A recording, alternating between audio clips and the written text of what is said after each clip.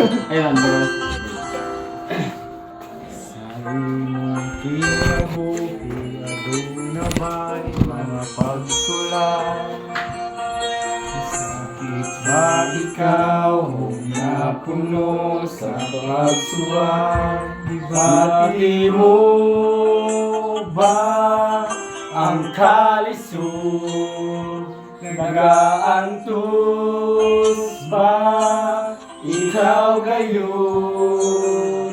Ang mga pagsulay nga miabot sa kinabuhi mo, naghatag ba kaluya o babag sa imong pagtuo? Apan igsoon ko ayaw lang og kabalaka, doon lang kang Jesus, itugyan ang tanan.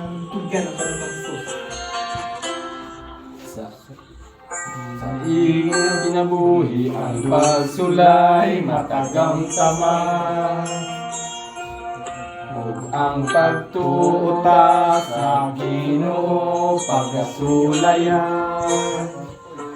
Igsoon ko ayaw ug kabalaka, kay mo balik siya o kita luwason niya. Ang mga pagsulay nga miabot sa kinabuhi, tagbakaluya o babag sa imong pagtuo. Apan igsoon ko ayaw lang og kabalaka, doon lang kang Jesus, itugyan ang tanan. Mga pagsulay nga miabot sa kinabuhi mo, naghatag ba kaluya o babag sa imong pagtuo. Apan igsoon ko ayaw lang og kabalaka, doon lang kang Jesus, itugyan ang tanan.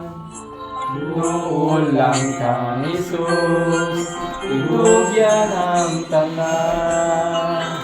Busa mga kaigsuunan, bisan sa kadaghan ng mga pagsulay, ang atuang ginahanglan mo doon na sa Ginoo. Amen.